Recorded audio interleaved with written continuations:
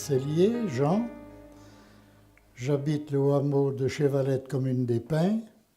Je suis âgé de 89 ans. Mon contact avec la résistance a débuté bien sûr avec l'arrivée des Allemands en Charente.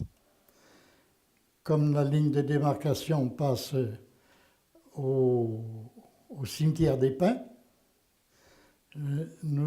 j'étais fils d'agriculteur et en tant que tel, je travaillais la terre. Et nos terrains cultivables, se trouvaient à cheval sur la ligne de démarcation. Ce qui fait qu'on était appelés tous les jours à passer la ligne. Et c'est comme ça que j'ai commencé à résister avec mes modestes moyens à faire passer des gens, à pratiquer le passage de la ligne de démarcation. Chose qui a duré jusqu'en 1943, puisque après, les Allemands ayant envahi la moitié de la France, l'autre moitié, ce trafic a cessé. Les gens se présentaient à la maison, et puis il me restait qu'à atteler le cheval et le tombereau, les mettre dans le tombereau et passer la ligne. Comme on avait nos champs, comme je vous l'ai déjà dit, sur la ligne de démarcation, il était facile pour nous, qui y travaillions tous les jours, de passer. J'en ai passé beaucoup. Il y avait de tout. Il y a eu des militaires, il y a eu des civils, il y a eu des juifs, il y a eu de tout. Hein. On ne leur demandait pas leurs papiers. Hein. On nous les amenait à la maison et nous, on faisait de la passe, c'est tout. Hein. On ouvrait quand même l'œil, hein, le bon.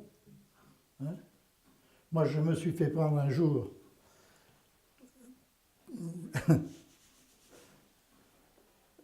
Il y a un petit village à côté des Pins qui s'appelle La Breuille. Et un jour, ma mère me dit, va me chercher une douzaine d'œufs à La Breuille. La Breuille est en zone libre, bien sûr. Bon, j'ai pris le vélo, la musette, et puis je suis allé chercher une douzaine d'œufs. Et au retour, sur la ligne, je me suis trouvé nez à nez avec un frisou et ses deux chiens. Alors là, c'était au mois de décembre. Il ne faisait pas si chaud qu'aujourd'hui. Déshabillez-vous. J'avais ma musette et mes œufs. J'ai quitté la musette et puis j'ai quitté ma veste et puis j'attendais. Déshabillez-vous. J'ai pas eu peur de lui trop, mais les chiens de chaque côté, j'ai eu peur là, oui. Alors, à poil, au mois de décembre, en plein champ là-bas, et quand j'ai été déshabillé, il a pris les œufs un par un, il a déplié, qui étaient pliés dans du papier de journal, chacun dans son papier, il a pris les œufs chacun par un, et il a lu tout ce qu'il y avait sur le... C'est un journal de Charente libre, hein. Il pouvait toujours lire ce qu'il y avait dessus. Il n'y avait rien de compromettant. Et puis là, quand il a eu fini, il m'a dit, passe-moi l'eau et tu dégages. Je n'ai pas demandé mon reste. Je suis parti. C'est la seule intervention que j'ai eue avec ces clients-là. Je suis le seul de la famille à ne pas avoir été en prison, du fait des Allemands, bien sûr. Mon père s'est fait conduire à la commandanture, à La Rochefoucauld, pour être pris à passer la ligne, tout seul, bien sûr. Ma mère a pris 6 mois de prison à Angoulême pour, elle, avoir passé du courrier. Parce que sur la route, je vous disais, de Chasseneuil à Saint-Marie, il y avait un poste allemand et il y avait un poste français à 1 kilomètre plus loin, à l'entrée de la forêt de Chasseneuil. Et de ce poste-là, les Français faisaient des patrouilles le long de la ligne de démarcation. Donc, ils passaient au cimetière des Pins, enfin en bas du cimetière, jusqu'à Taponeuil.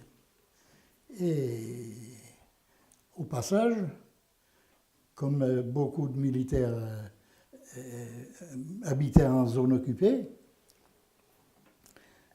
apportait du courrier que ma mère se chargeait de faire passer, de mettre à la poste ici. Et en retour, les parents de ces militaires écrivaient chez nous. Mais on essayait de faire ça entre les patrouilles. On savait qu'il y avait un maquis à Chervais-Châtelard.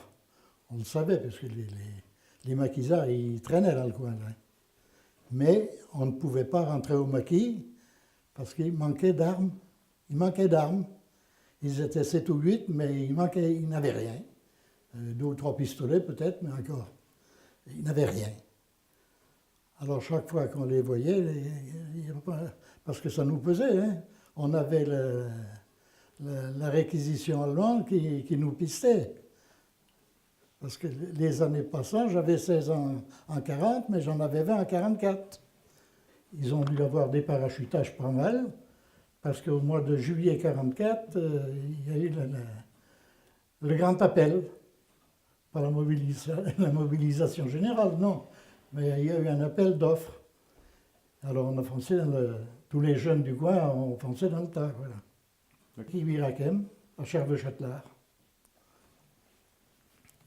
Quand on est rentré au maquis, chacun avait son arme.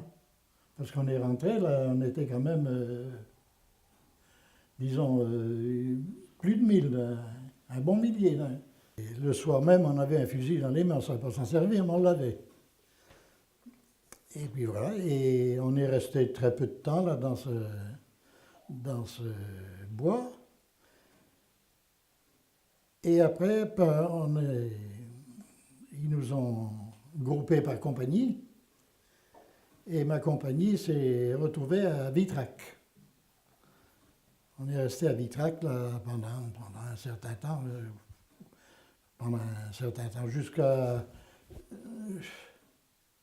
Jusqu'à ce qu'on bouge et qu'on est allé après à Mansle, Saintes et Rochefort.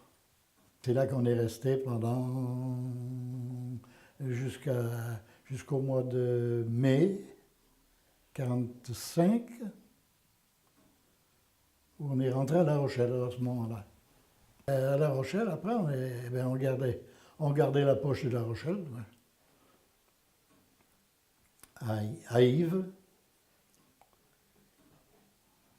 Nous, on était à Yves, sur la route de Rochefort à La Rochelle. J'ai jamais douté de notre victoire. On avait 20 ans, on avait le cœur ardent et enfoncé dans le brouillard où on nous disait d'aller. On ne se posait pas de questions, non, pas du tout. Ça a été une période plus embêtante que difficile, hein, parce que, en définitive, il fallait toujours être sur le qui-vive, c'est tout. Puisqu'on était dans l'illégalité, il fallait être sur le qui-vive. Mais ça, on s'y habitue, on s'habitue à tout.